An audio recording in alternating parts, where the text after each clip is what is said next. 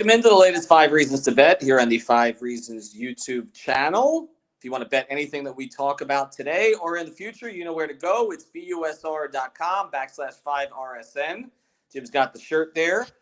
busr.com/5RSN for 20% bonus. And, of course, if you use that Bitcoin, you get 100%. So you can play, obviously, all kinds of sports there. It's a great site. I'm playing on there right now. That is where you want to go. Now, today we're going to do something a little bit different. Got some big horse racing coming up. We got our guy, James Ross.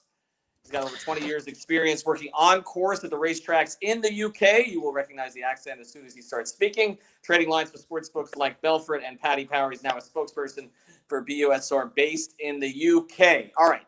I am going to let Jim lead here on this. I'm going to get out of the way, and we're going to go through some of this racing that's going on here. Jim.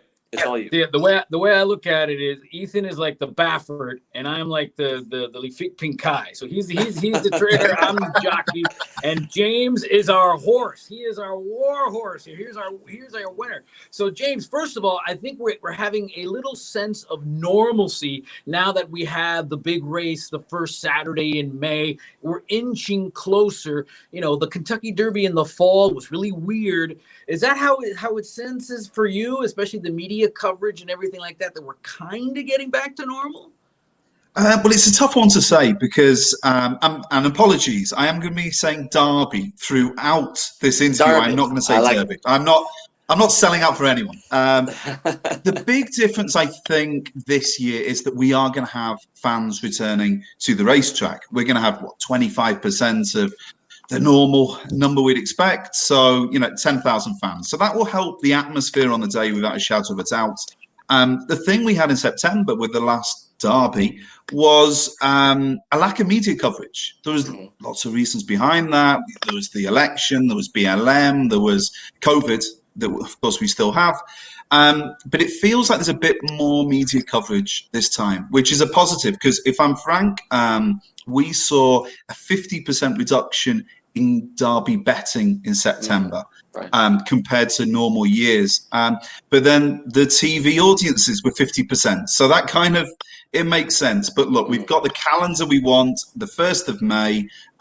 We're back to that classic Triple Crown calendar. So fingers crossed, things are back to normal.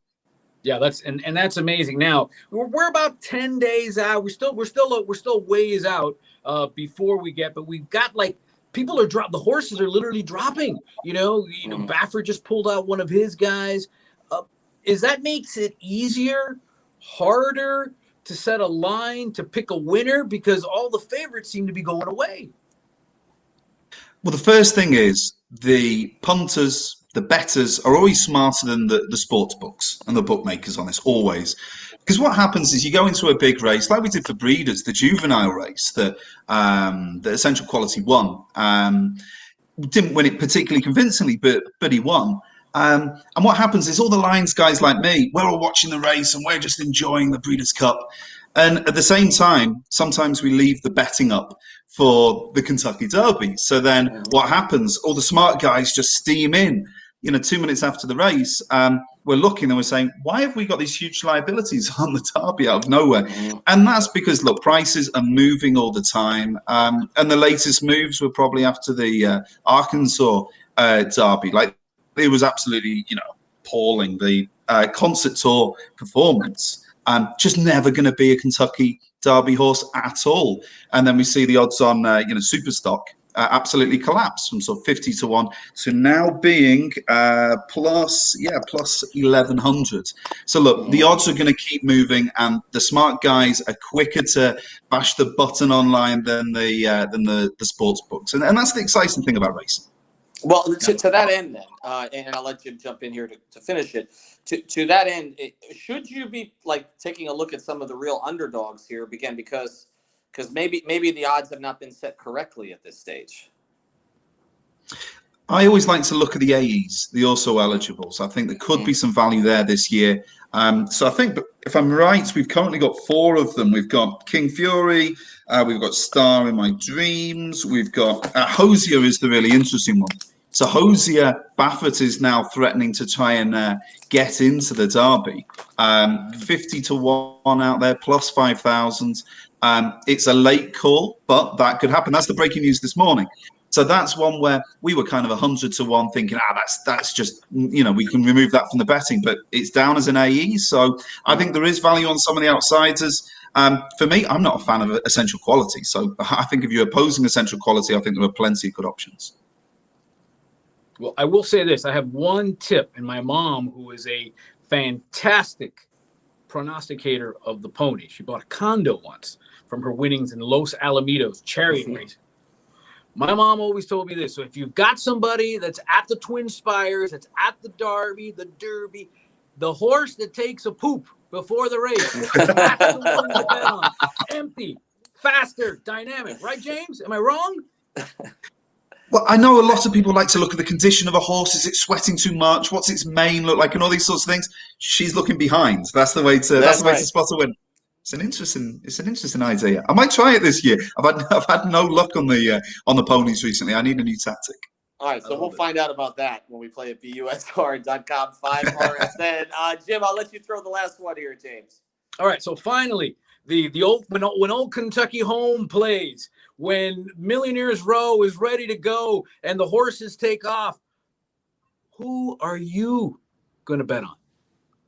I'm looking at highly motivated. For me, I don't see a massive amount of difference between highly motivated and essential quality. Essential quality is the kind of 2-to-1 favorite, plus 200 with most sports books. We've just gone plus 230 because it's not full of pace. It's not that fast. It's a creeper. It kind of slowly, burns down the early leaders, and we know who the early leader is likely to be in this race. I would say highly motivated. There's very little difference between the two horses, and at plus 800, I think highly motivated offers more value.